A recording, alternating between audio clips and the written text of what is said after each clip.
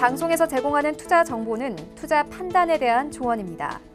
방송에서 제공하는 주식의 가치, 가격 상승 및 가격 하락에 대해서는 방송사에서 보장하지 않습니다. 이 시각 헤드라인 뉴스입니다. 정부가 수요일 안에 열릴 것으로 보이는 노동당 전원회의 일정에 촉각을 곤두세웁니다. 북한 관영 매체들은 노동당 중앙위원회 7기 5차 전원회의가 이달 하순 열린다고 보도한 바 있고 북미 비핵화 협상이 진전되지 않음에 따라 이번 회의에서 대미 정책의 전환이 있을지 주목받고 있습니다. 한국경제연구원이 매출액 기준 600대 기업을 대상으로 기업 경기 실사 지수, 즉 BSI를 조사한 결과 내년 1월 전망치는 90.3포인트로 전월보다 소폭 올랐다고 밝혔습니다. 하지만 지난해 6월부터 20개월 연속 기준선 100포인트 아래에 머물고 있고 이는 대내외 불확실성이 지속적으로 일어남에 따라 기업들의 심리가 부정적인 것으로 분석됩니다. 지난해 정부와 비금융 공기업 등 공공부문 부채가 33조 원 이상 늘어났습니다. 국내 총생산 대비 비율은 전년과 같은 56.9%로 2015년부터 3년 연속 이어졌던 감소세가 멈춘 것으로 나타났고 이에 정부는 부채 규모 증가보다는 GDP 대비 비율에 주목해야 한다고 설명합니다. 일본 재무성이 발표한 11월 품목별 무역 통계에 따르면 일본 맥주의 한국 수출액이 작년 11월 약 85억 원에서 99.1% 감소한 7,380만 원으로 집계됐습니다. 다만 제로로 나타났던 전월보다 늘어난 수치로 전문가들은 일본 제품 불매 운동에 영향이 이어지고 있는 것으로 보인다 분석했습니다. 시청자 여러분 안녕하십니까. 오늘장 내일장 출발하도록 하겠습니다. 서정덕입니다. 코스피 코스닥이 좀 다르게 오늘 움직임이 나타나고 있죠. 코스피 같은 경우에는 2200선을 향해서 달려가곤 있는데 힘이 좀 달리는 모습이고요. 코스닥 같은 경우에는 시원하게 올라주고 있는 상황입니다.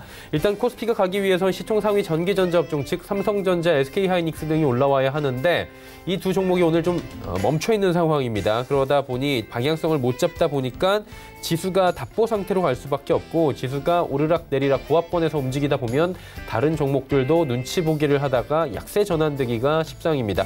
그러다 보니 오늘 코스피 같은 경우에는 좀 쉽지 않은 상황이고요. 눌렸던 종목들이 좀 올라오긴 하는데 지수를 올려주기는 힘이 좀 달려 보입니다.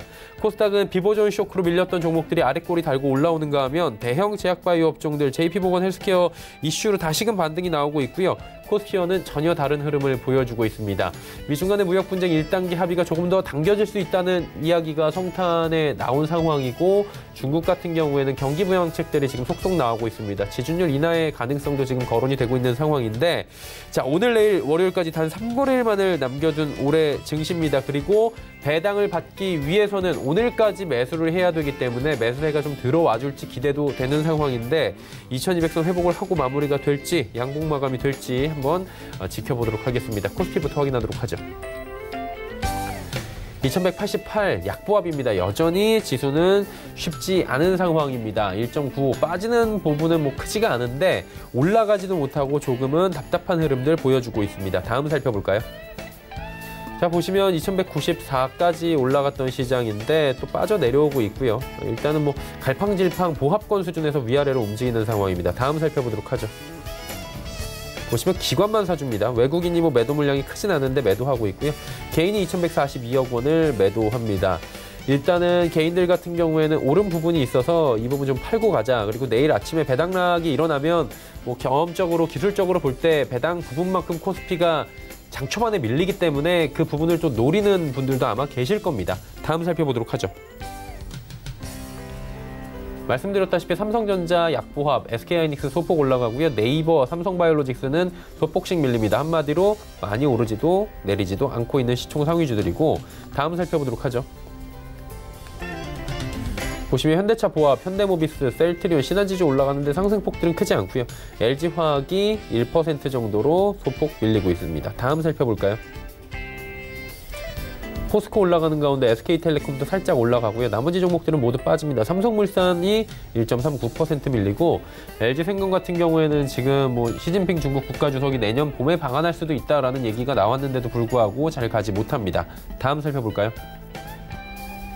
코스닥은 뭐 정반대로 움직여 648까지 올라가면서 659근입니다. 시원하게 올라주는데 하루간의 흐름 정리하도록 하죠. 거의 조정 없이 쭉 올라오는 모습 보이실 겁니다. 648, 지금 650 향해서 그대로 직진하고 있는 상황인데 수급을 좀 보도록 하죠. 기관 외국인의 쌍끌이 매수가 나타나고 있습니다. 개인은 무려 3,349억 원을 내다 팝니다. 다음 살펴보도록 하죠. 전해드렸다시피 지금 제약 바이오주들 전체적으로 괜찮습니다. 셀트리온 헬스케어, HLB, CJNM, 펄어비스, 스튜디오 드래곤까지 엔터 게임 업종들까지도 전체적으로 갑니다. 다음 살펴보도록 하죠. KMW, 메디톡스, 파라다이스 모두 상승하고요. SK모트리얼즈 약보합 보이는 가운데 헬릭스미스가 강세를 보이다가 지금 살짝 내려왔네요. 다음 살펴보도록 하죠. 원익 IPS, SFA, 반도체 소재 업종들 큰 폭의 상승이 좀 나와주고 있고요. 셀트리온 제약, 솔브레인도 올라가는 가운데 슈젤만 좀 조정이 나오네요. 다음 살펴볼까요? 환율이 또 같이 조정 나옵니다. 달러가 약세를 보이면서 1160원대 초반까지 그대로 밀려 내려옵니다. 금일 본 방송에서 제공해드리는 정보는 투자 판단에 대한 조언일 뿐입니다. 해당 주식의 가치와 수익률을 보장해드리지 않는다는 점 참고해 주시길 바랍니다. 1시 56분 지나고 있습니다. 이 시각 특징주 바로 살펴보도록 하겠습니다. 정보경 캐스터입니다. 네, 올해 마지막 목요일 장입니다. 오늘 코스피 등락을 반복하면서 혼조세를 보이고 있고요. 코스닥은 반대로 외국인과 기관의 쌍끌이 매수에 상승 탄력 계속 키워가고 있습니다. 이 시각 이슈 종목들은 어떤 게 있는지 지금부터 만나보시죠. 이 시각 핫 종목 테스나와 한국화장품, 화신테크가 올라와 있습니다. 오늘의 첫 번째 종목은 화신테크인데요. 최대 주주 변경 소식에 오늘 급등세를 보였습니다. 현재는 가격 제한폭까지 올라갔습니다. 거래 가격 4,465원입니다. 하루간의 등락폭도 확인해 보시죠. 개장 직후부터 상한가를 기록했고요. 계속 풀리지 않고 있는 모습입니다. 화신테크가 운영자금 80억 원을 조달하기 위해서 이판바이오 투자조합을 상대로 제3자 배정 유상증자를 실시한다고 공시했습니다. 현재 화신테크의 최대 주주는 HM브릿지 투자조합인데요. 증자 이후에는 이판바이오 투자조합이 화신테크의 지분 20.7%를 보유한 최대 주주가 되게 됩니다. 다음 종목 만나보시죠. 중국 시진핑 주석의 한국 방문이 확정적이라는 소식에 한국화장품도 오르고 있습니다. 현재는 전날 대비 5.83% 올랐습니다. 1,900원에 거래 중입니다. 하루간의 흐름도 확인해 보시죠. 장 초반 최고가 11,900원을 터치했고요. 현재는 상승폭이 많이 둔화된 모습입니다. 청와대가 내년 상반기 시진핑 주석의 방한이 확정적이라고 밝혔습니다. 시 주석의 방한은 지난 2014년 이후 두 번째가 되는데요. 이번 방한을 계기로 양 정상이 사드 갈등의 마침표를 찍을 거란 기대감이 커지고 있습니다. 한편 우리 정부가 한한령을 해제하는 데 총력을 집중할 것으로 보이면서 한국 화장품을 비롯한 화장품 업종 모두 잘 가는 하루였습니다. 다음 종목 만나보시죠. CIS 및 RF 관련 수혜 기대감에 테스나도 강세 흐름을 가져가고 있습니다. 현재는 전날 대비 5.56% 올랐습니다. 46,500원에 거래 중입니다. 하루간의 흐름도 확인해 보시죠. 네, 오늘 최저가 45,000원, 최고가 48,250원 사이에서 움직이고 있습니다. 테스나는 카메라 이미지 센서인 CIS와 무선 주파수, RF 반도체 이렇게 두 가지 분야 밸류 체인에 해당되는 국내 유일의 수혜주입니다. CIS 수요가 견조한 가운데 필라델피아 반도체 지수에 편입된 RF 설계사들의 주가가 사상 최고치를 경신했는데요. 테스나는 CIS와 RF 테스트 매출이 전체 매출에서 큰 비중을 차지하기 때문에 중복 수혜가 기대되는 상황입니다. 지금까지 이 시각 종목 핫3의 정보경이었습니다.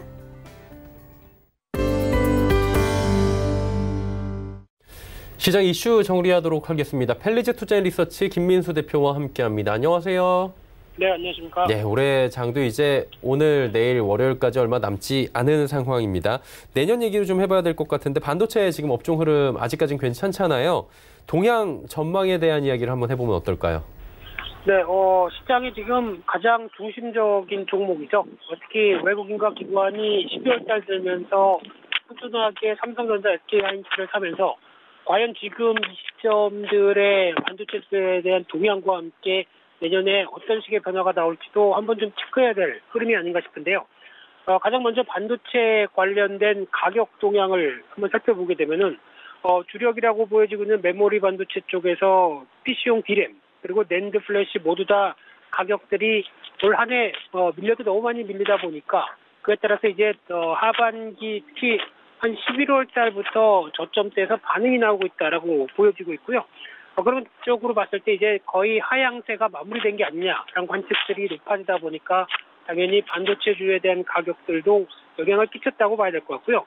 또 하나 중요한 게 랜드 플래시 관련된 쪽에서 주력적으로 보여지는 특히 256기가 같은 경우가 좀 더 빠르게 반응을 하고 있다는 관점 쪽에서 시장의 분위기는 좀 더 고무적이지 않을까라는 관점 쪽으로 바라보고 있고요.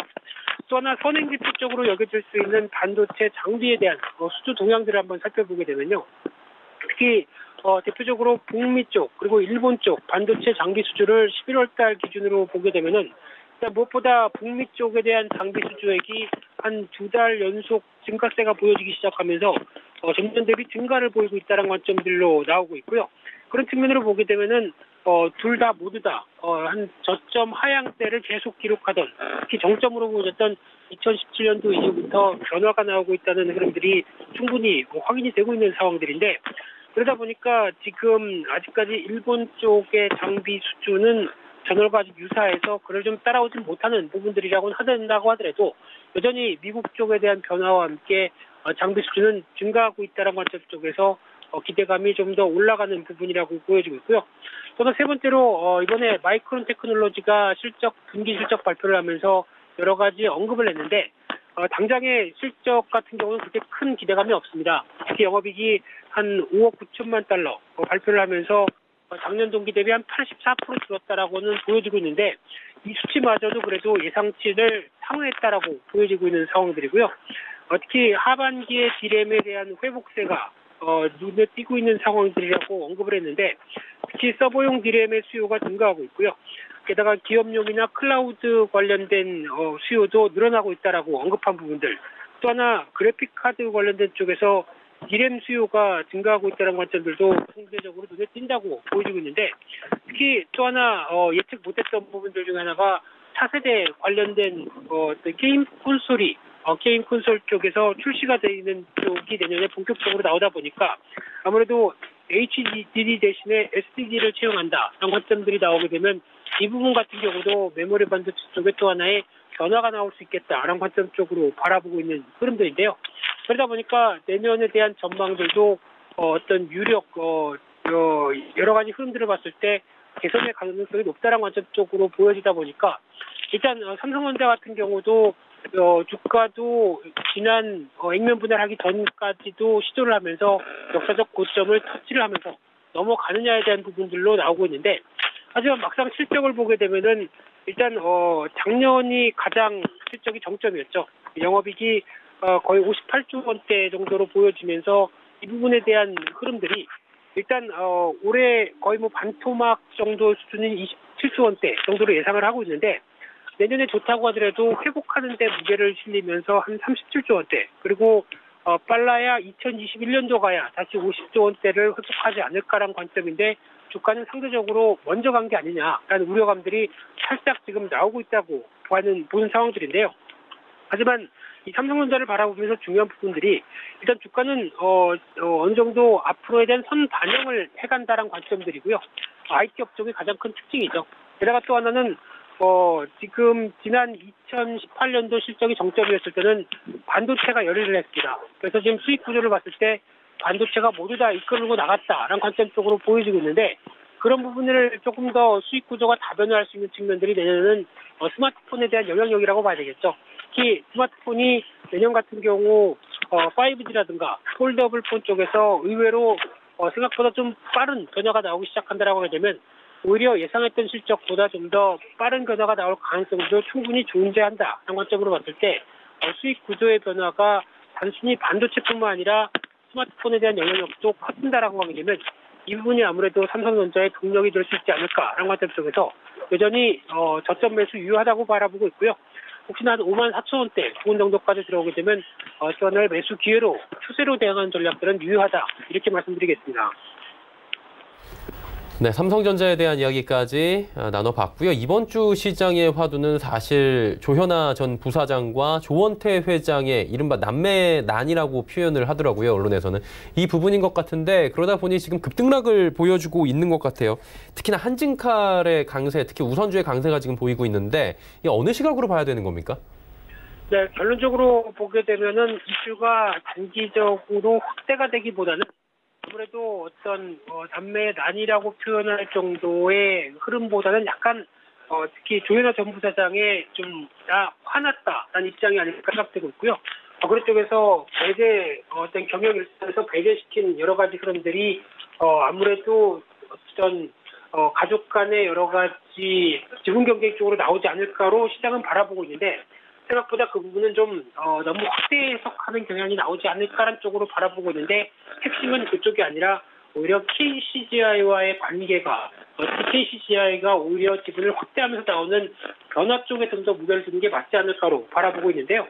일단 이번에 관련된 내용 쪽으로 봤을 때는 조현아 전 부사장이 언급했던 내용들은 그래도 나를 좀 띄워달라라는 부분들 쪽으로 해석할 수 있는 상황들인데, 하지만 지금 조은태 회장과 조영진 입장 쪽으로는 좀 이르지 않을까라는 관점 쪽으로 바라보고 있고요. 여러 가지 사회적인 분위기 쪽으로 봤을 때 빠른 경영의 복귀는 좀 이른 시점이 아닐까로 바라보고 있는데, 그러다 보니까 지금 조은태 회장, 조현아 전 부사장, 그리고 조현민 한일칼 전무 같은 경우 고른 한 6.4%대 정도로 지분을 갖고 있는 상황 속에서 또 이제 어머니죠, 이명희 고문까지 5%대 지분, 이 지분 간의 어떤 변화가 나오지 않을까로 시장은 바라보고 있는데, 하지만 일단 지금 상황으로 봤을 때는 아마 조은태 회장 쪽, 특히 지금 급격한 변화를 보이기보다는 이쪽에 계속 무게를 두면서 어떤 변화가 나올 가능성이 더 높지 않을까 하는 쪽에 흐름을 맞춰볼 수 있는 상황들이고요.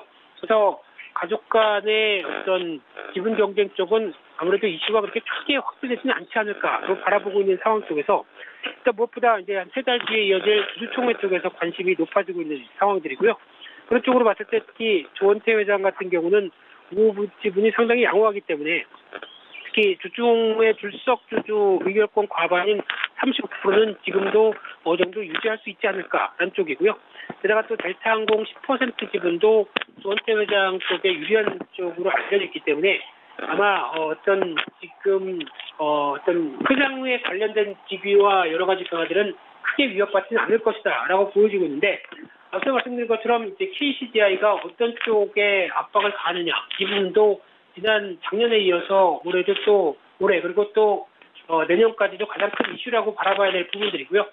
특히 지분이 확대되면서 여러 가지 경쟁 구도가 좀 커지는 관점 쪽에서 앞으로에 대한 변화 요인들은 지금 조은태 회장의 이치지 상당히 또 달렸다라고 볼 수 있는 상황들인데, 왜냐하면 이제 여러 가지 항공업계가 그렇게 썩 좋지 못한 분위기 쪽에서 아무래도 어떤 자기 기반을 확보하기 위해서는 실적이 나아져야 되겠죠. 실적이 좋아져야 됩니다. 그러다 보면은 구조조정 강화나 실적을 안정을 위해서 좀 총력을 벌일 가능성이 높지 않을까로 바라보는 쪽에서 이런 성과 흐름들이 앞으로 어떤 영향을 끼칠 것인지는 좀 더 지켜봐야 될 것 같고요.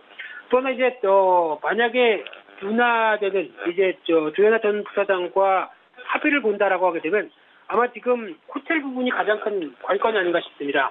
특히 구조조정을 요구를 하는 입장 쪽에 KCGI 쪽에서는 호텔 쪽을 매각하라라고 얘기를 하고 있는데, 아마 조현아 전 부사장은 호텔 쪽에 많은 관심이 있다라고 하게 되면 아마 매각을 해서 이쪽을 맡기는 쪽으로 나오지 않을까라고 약간 개인적인 생각은 해보고 있는 상황들이고요. 그렇게 되면은 이런 이슈로 봤었을 때 단기적으로 한진칼 같은 경우 지난 KCGI와의 갈등이 겹쳤을 때 가격대를 장중에 넘어갔던 부분들까지 생각하게 되면은 지금 단기적으로는 이슈가 좀 잠잠해질 가능성에 무게를 두면서 오히려 지금은 비중을 단기적으로 매도할 가능성에 매도 쪽으로 자리를 잡아가면서 대가는 게 좋겠다고 봐야 될 것 같고요. 특히 그런 관점 쪽에서 내년에 주총을 앞두고 한 1월 말이나 2월 달쯤 돼서 다시 재매수하는 전략 쪽에 포인트를 맞춰가는 게 좋겠다라고 봐야 될 것 같고요. 이런 어떤 지분 관련된 이슈도 물론 중요하겠지만은 앞서 말씀드린 것처럼 한진그룹 전반적으로 실적이 개선되느냐 여부가 상대적으로 더 중요한 시각 봤었을 때 좀 달아냈던 항공업계에 대한 흐름들이 내년 같은 경우는 약간 기저효과와 함께 변할 가능성이 높다라는 측면 쪽으로 봤었을 때 이런 어떤 변화에 대한 흐름들도 하나의 포인트가 되지 않을까 생각되고 있고요. 그런 쪽으로 보게 되면 일단 한진칼도 변동성과 함께 주목을 할 부분들이긴 하지만은 오히려 지난 강조드린 내용처럼 대한항공이 오히려 어떤 실적에 대한 변화 가능성과 함께 움직일 가능성도 생각해보면서 대응할 필요도 있지 않을까 그렇게 말씀드리도록 하겠습니다. 네, 지금 한진가에 불어닥친 이른바 남매난에 대한 이야기까지 오늘 자세히 나눠봤습니다. 여기까지 듣도록 하겠습니다. 고맙습니다. 네, 감사합니다. 할리즈 투자앤리서치 김민수 대표와 함께했고요. 이슈 칼럼 이어갑니다.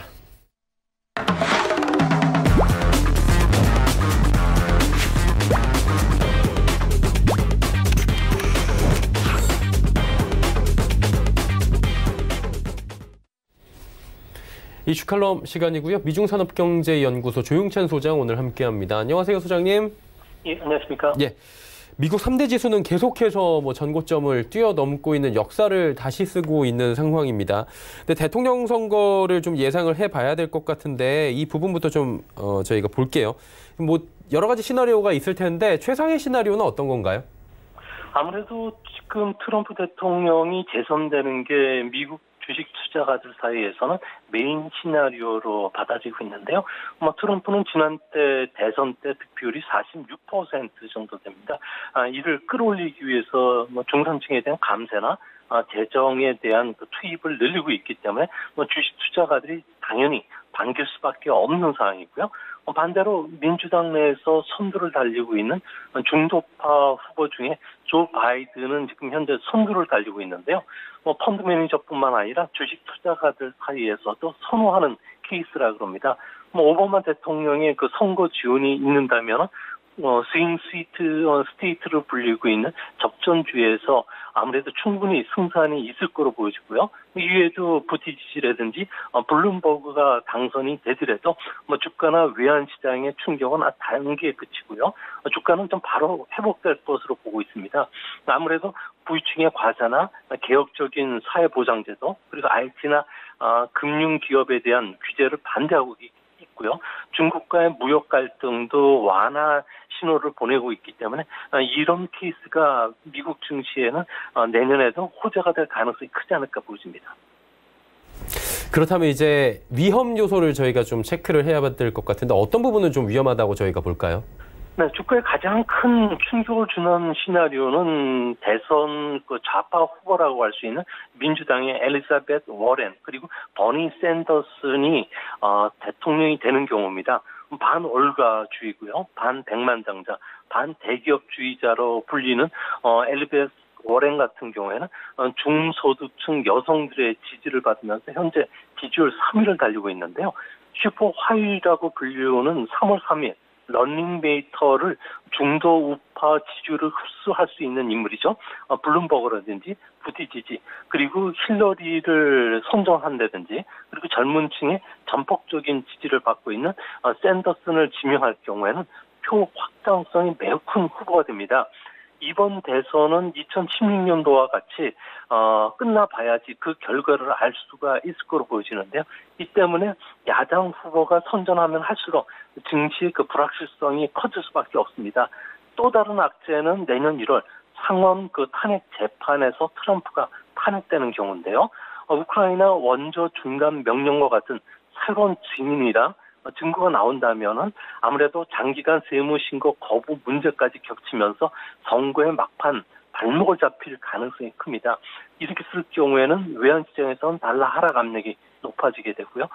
반대로 주가도 하락을 하게 되는데 앵고 현상이 이럴 경우 찾아올 가능성이 있습니다. 이건 우리나라 수출 기업들에는 반사적인 호재도 될 수가 있기 때문에 이 부분을 투자하실 때 꼭 기억하실 필요가 있지 않나 보여집니다.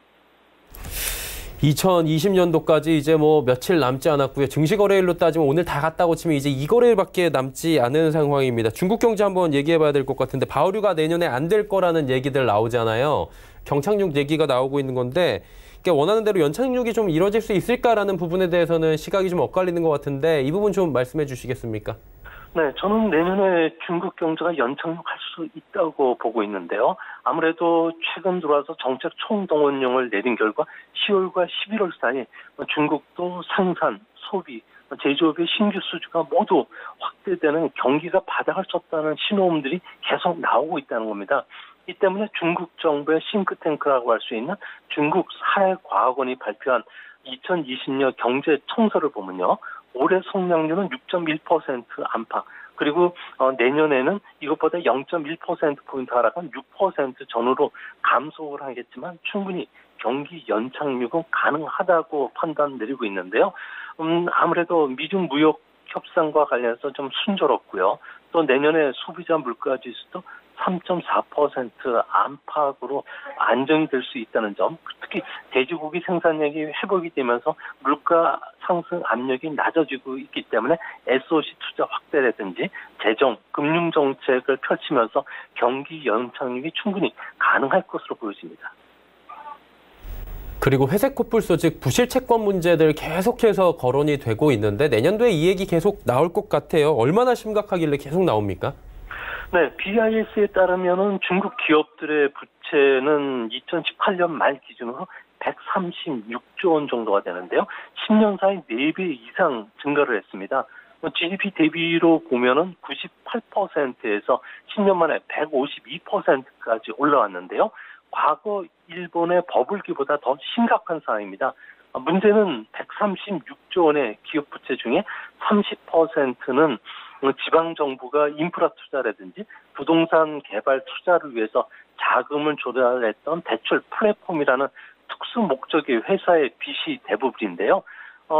중국 금융기관들의 그 평균 대출 금리가 연 5.7%를 단순히 계산을 하더라도 연간 이자 지급 비용만 하더라도 7조 7,520억 유엔이 된다고 합니다.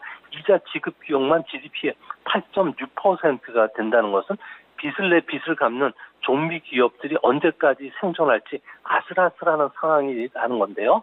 이보다 더 큰 문제는 GDP 대비해서 은행 대출 잔액이 5년 사이에 30%포인트나 급등했다는 겁니다. IMF 같은 경우에는 중국과 같은 사례에 있는 나라 42개국 중에서 18개국이 금융위기로 경기 경착 위험에 빠졌다고 판단을 내렸는데 이 때문에 중국 금융위기가 일어난다면 아무래도 세계의 경제에 큰 충격을 줄 수가 있기 때문에 내년은 당장 아니더라도 내후년부터는 아무래도 큰 위험이 되지 않을까 보여집니다. 그렇다면 이제 중국은 만약에 금융위기가 찾아온다면 당국 자체에서 좀 차단을 할 수 있을지 이 부분을 봐야 되는데 가능할까요? 네, 가능은 하지는 않을 것으로 보여지는데 왜 그렇게 보는 거니? 중국 상장기업 2,300개 재무제표를 보면 잠재 부실 채권 비율은 공식 통계보다 5배 정도 됩니다.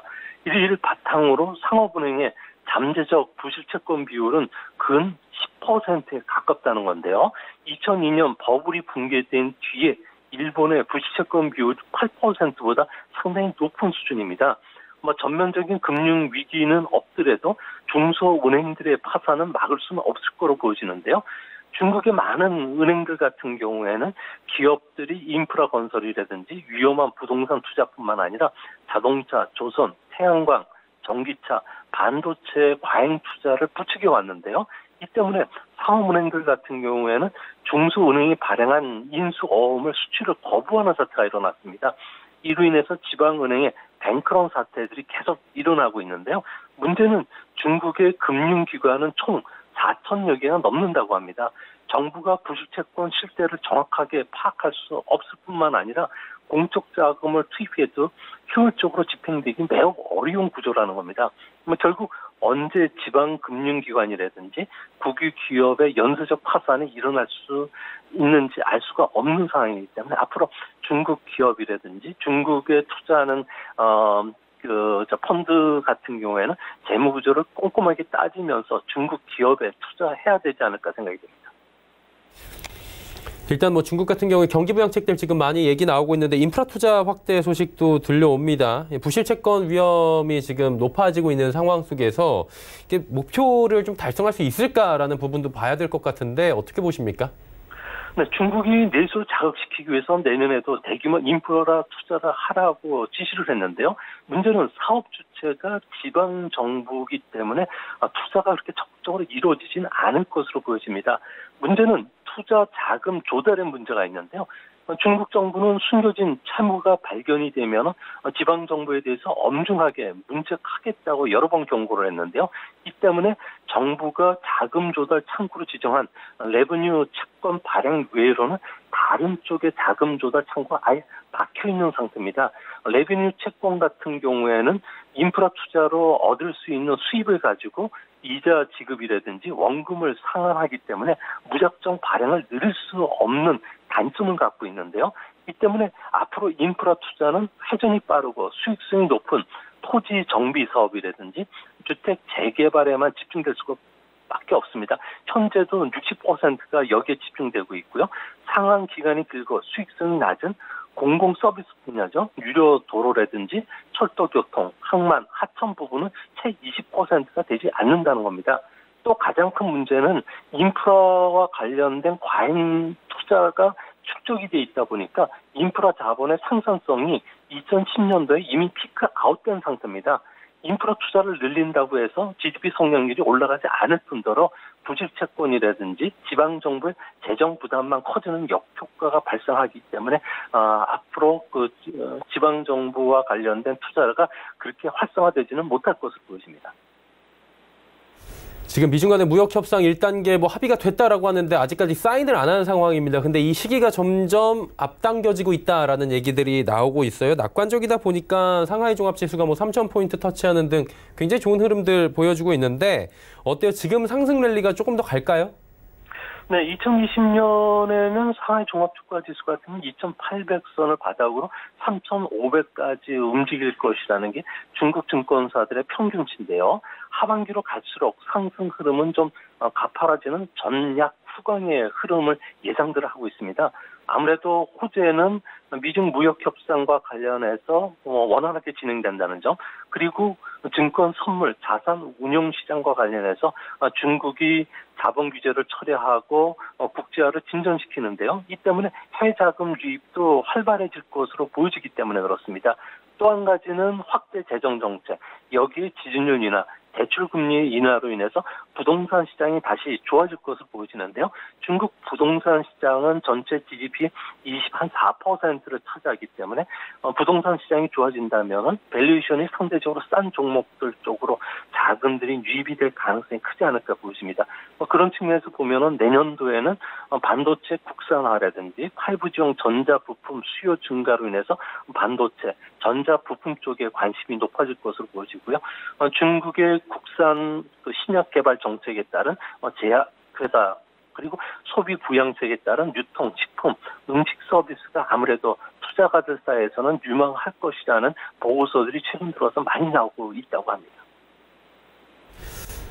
지금 1단계 무역 합의에 대한 기대감도 올라오고 있는데 반대로 지금 부정적인 견해도 또 있다고 하더라고요. 이게 계속 연기가 만약에 될 경우에는 당초 지난 15일에 저희가 발생하기로 했던 부과될 예정이었던 관세가 다시 발동되는 건가 이런 얘기가 나오는데 이 부분은 어떤 부분이 맞는 겁니까? 네, 지금 현재 주권과 연결된 문제와 관련해서는 가급적 2차 협상에 하자는 이야기들이 지금 나오고 있는데요. 이 때문에 트럼프 대통령 같은 경우에는 중국의 요청을 좀 받아들였을 경우 낮은 수준의 부분적 합의를 받아들이는 겁니다. 이렇게 되면 즉각 2단계 무역 협의에서 나머지 부분을 협상할 예정으로 있는데요. 하지만 미국 안에서는 안이한 무역 협상이라는 비판을 받을 수가 있기 때문에 최종 결정은 아무래도 트럼프가 해야 되지 않을까 보입니다. 또 다른 방법은요. 관세 발동과 관련해서 트럼프가 아무래도 중국 제안에 대해서 손살을 쳤을 경우에는 리스트 B라고 하는 12월 15일 날 발동될 예정이었던 스마트폰, 노트북, 비디오 게임 콘솔 같은 소비 기술 제품에 대해서 15% 관세를 부과하는 방법이 있는데요. 이렇게 되면은 무역 전쟁이 기술 전쟁, 환율 전쟁으로 비화될 가능성이 있기 때문에 중국 입장에서도 좀 양보를 해놓지 않을까 생각이 됩니다. 그렇다면 현 상황에서 최상의 시나리오는 어떤 거예요? 네, 미중 간의 결렬을 피하기 위해서 설익은 협상을 할 경우에는 무역 갈등은 언제든 재개가 될 수 있는 상황입니다. 이 때문에 앞으로 중국 같은 경우에는 협상의 결렬을 피하기 위해서 어느 정도 좀 양보를 해야 되는데 양보를 하지 않는다면 미국 입장에서는 중국의 체면을 좀 살려주기 위해서 포장을 달콤하게 치장시켜주는 방법도 검토가 되고 있다고 하는데요. 이는 악마는 디테일에 숨어 있다는 말처럼 구속력이 있는 세부 사항을 합의문에 심어두고 실리를 챙기고 있다는 생각입니다. 달리 표현하면은 지적재산권 보호라든지 국유 기업에 대한 보조금 폐기와 같은 폭발성이 큰 이슈에 대해서는 합의 문서에 에둘러 표현을 하는 대신 제2단계 협상부터 초기부터 기존을 제압하면 된다는 생각입니다. 이 때문에 진짜 싸움은 이제부터 시작이 되기 때문에 이전보다 더 어려운 무역 협상이 되지 않을까 생각이 됩니다. 네, 알겠습니다. 무역 협상 관련된 내용들까지 오늘 자세히 들어봤고요. 이쯤에서 보내드리도록 하겠습니다. 고맙습니다. 네, 감사합니다. 이중산업경제연구소 조용찬 소장과 함께했습니다.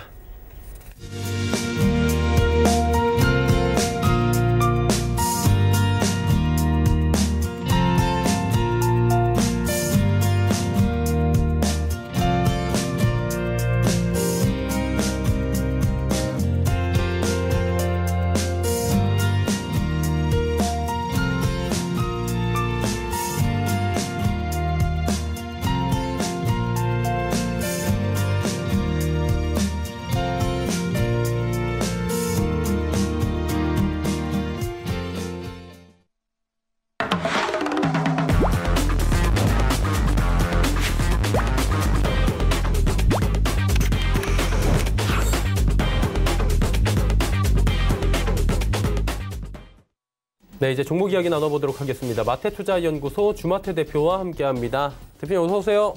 안녕하십니까? 네, 오늘 시장 상황에 맞는 종목들 준비하셨다고 하는데 또 들어볼까요? 네. 첫 번째 종목 뉴파워 플라즈마부터 출발하도록 하겠습니다. 뉴파워 플라즈마는 반도체 및 디스플레이 산업의 핵심 공정인 방막 공정과 식공정 장비에서 사용되는 리모트 플라즈마 제너레이터 그리고 플라즈마 발생 전원 공급 모듈을 제조하고 있는 회사입니다. 리모트 플라즈마 제너레이터, 곧 RPG는 반도체 및 LCD 제조 공정에서 증착 공정 후에 챔버 내부에 쌓이는 실리콘을 화학적으로 세정하기 위한 불소 레디칼을 공급하는 원격 고밀도 플라즈마를 발생시키는 제품으로 클리닝 시스템이 매출의 70%를 상회하는 수준을 차지하면서 국내 플라즈마 세정 분야에서 독보적인 선두를 달리고 있는 회사입니다.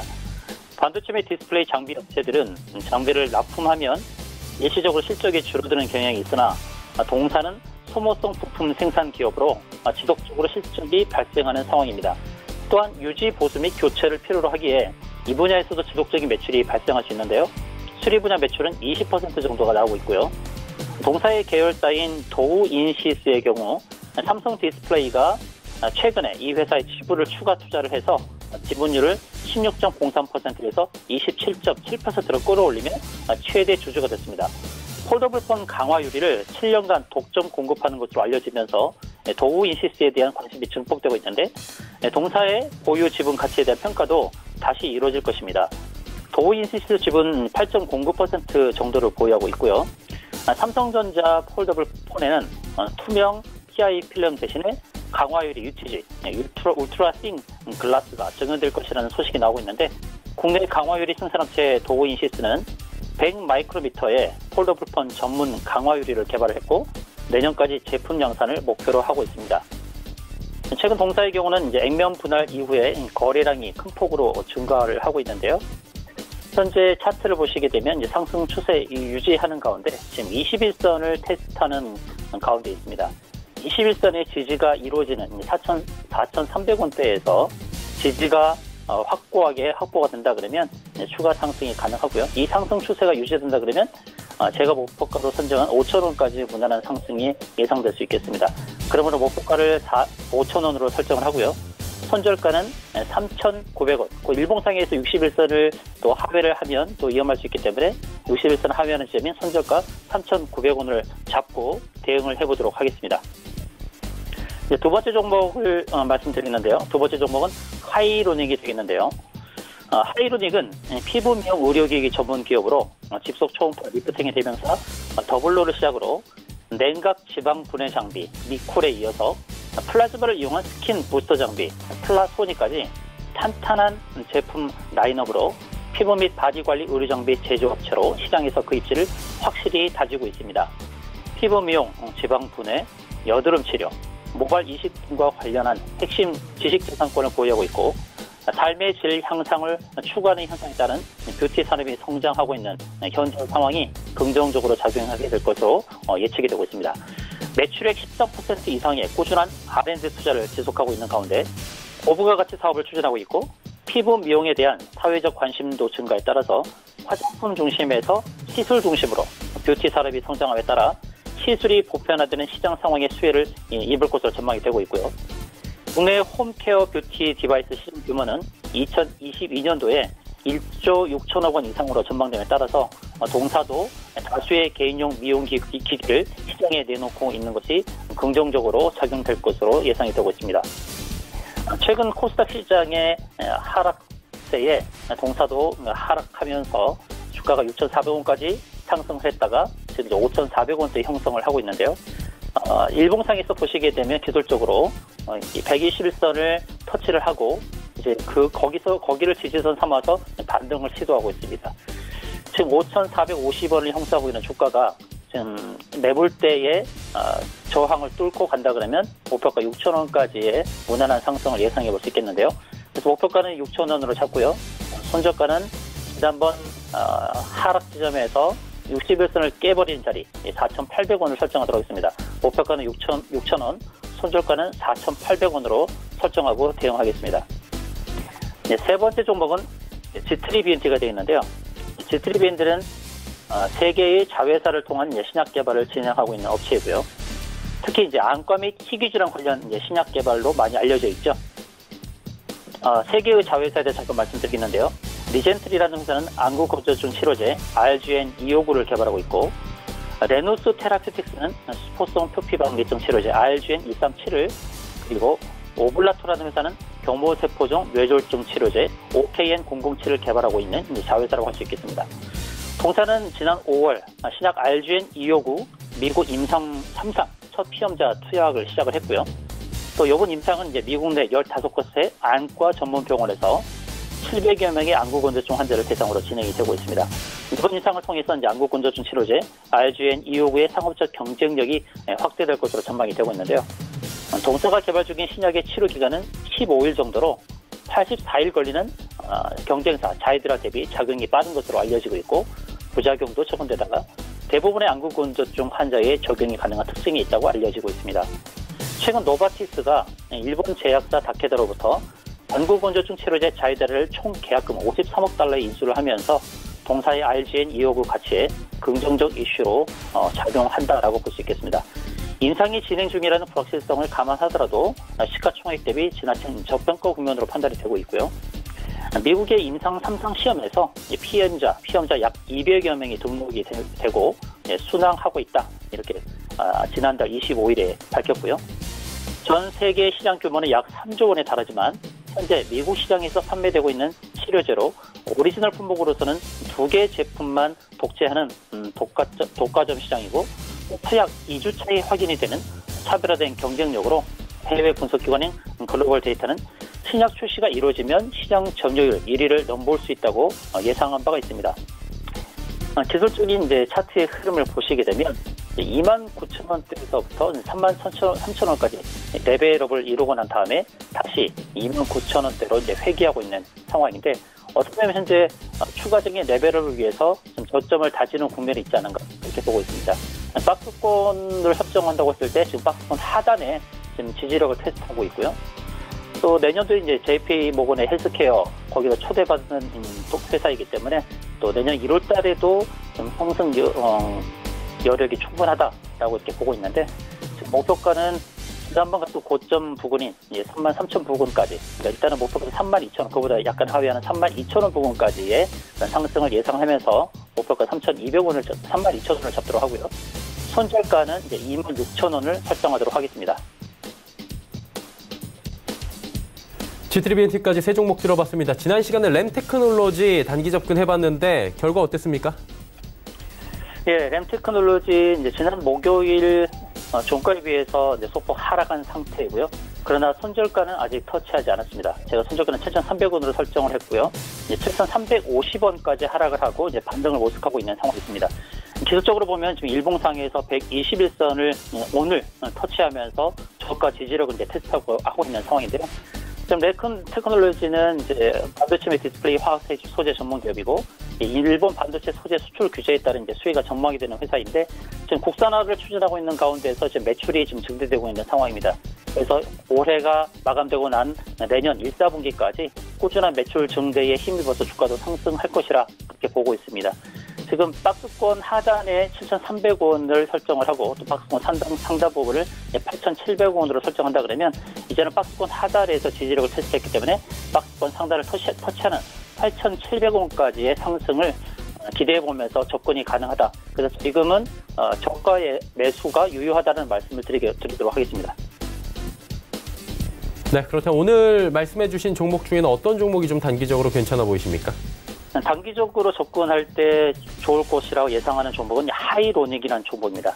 하이로닉은 아까도 말씀드렸습니다만 일봉상에서 120선을 터치하면서 이제 반등이 크게 나오고 있는 상황인데 현재는 3% 상승을 하고 있고요. 이 회사는 지금 뭐 실적 부문뿐만 아니라 피부에 관련된 피부 케어와 관련된 그런 관심들이 증대되고 있는 상황에 따라서 뷰티 산업 성장과 맞물려 수익도 증대할 것이라고 보고 있고요. 특히나 재무 구조가 굉장히 안정적입니다. 부채는 11%밖에 되지 않고 유보율은 무려 3,700%에 이르는 회사입니다. 그래서 지금 현재 5,400원대 형성되고 있는 것은 저평가 국면이라고 볼 수 있고요. 아까 목표가로 말씀드렸던 6,000원대까지 다음 주에 도전할 수 있는지 보겠는데 일단 현실적으로 본다 그러면 다음 주에 5,700원, 5,800원을 도전하는 흐름이 나오지 않을까 이렇게 예측하면서 단기적으로 접근 추천 가능한 종목 하이로닉을 말씀드리도록 하겠습니다. 네, 단기 접근 종목 하이로닉까지 이야기 나눠봤고요. 오늘 말씀은 여기까지 듣도록 하겠습니다. 마태투자연구소의 주마태 대표와 함께했습니다. 고맙습니다. 고맙습니다. 네, 내일의 종목 330 바로 이어집니다.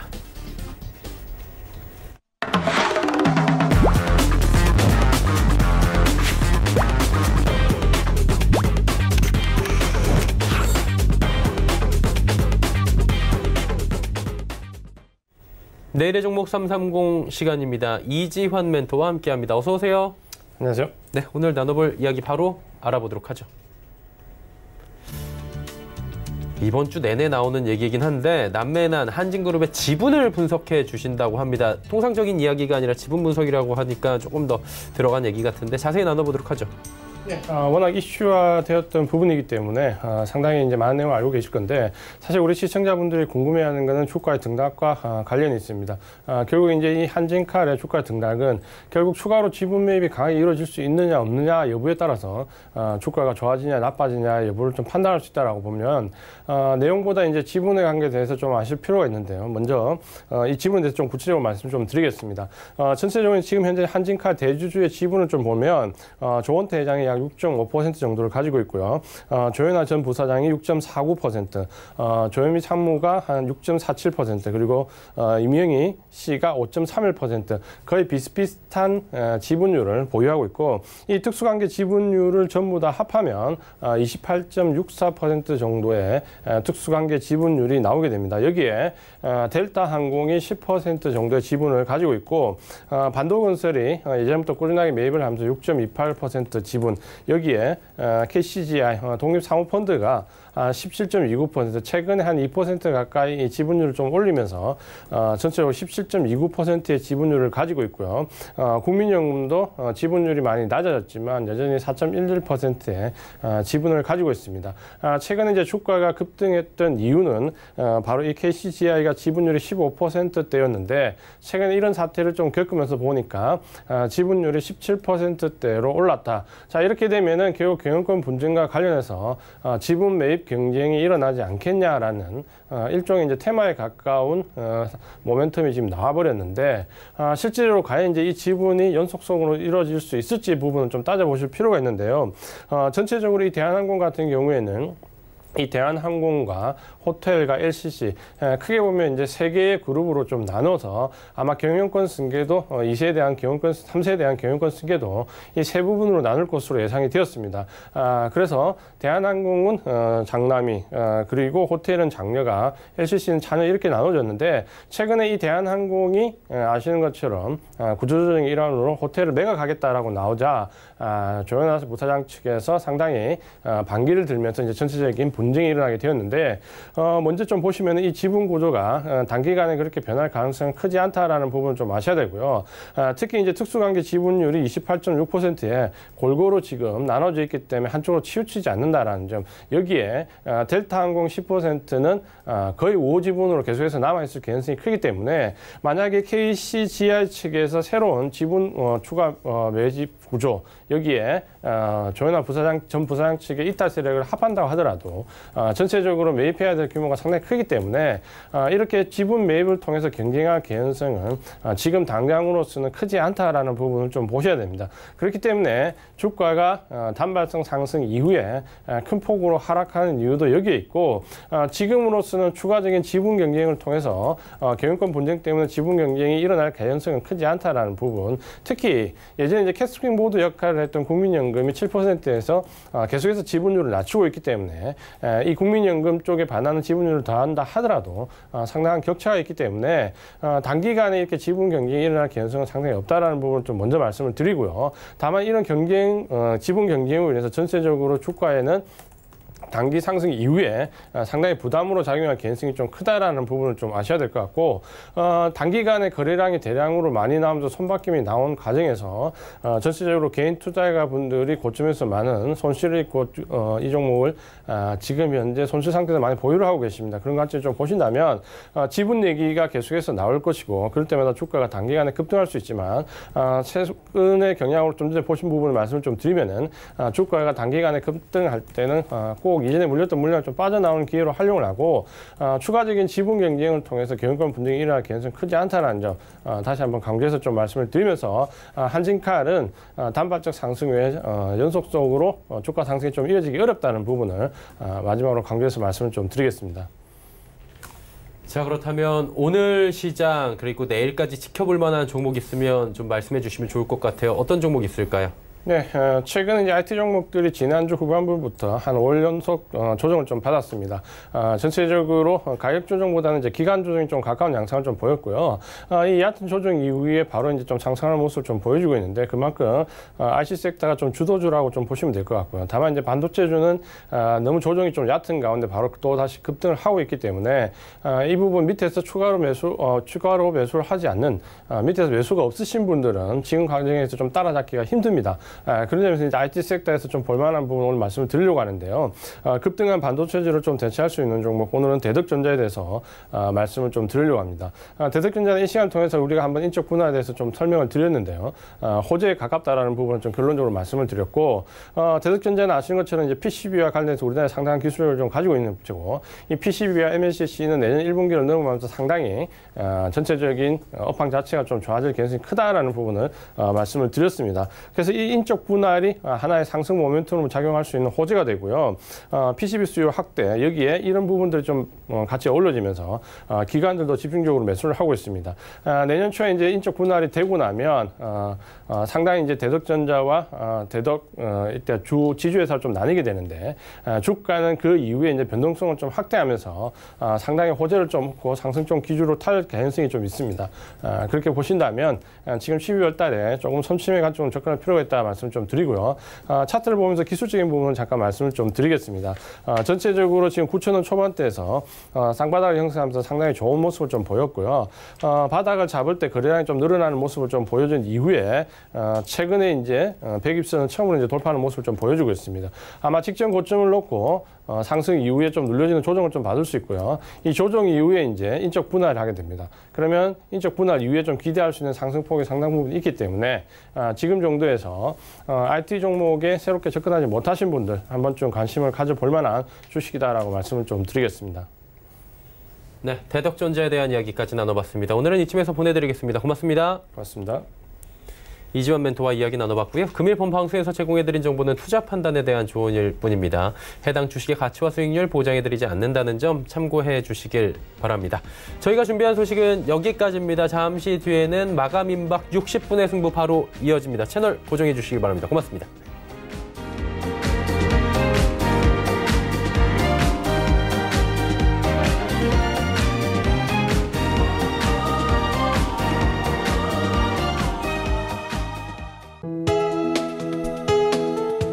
방송에서 제공하는 투자 정보는 투자 판단에 대한 조언입니다.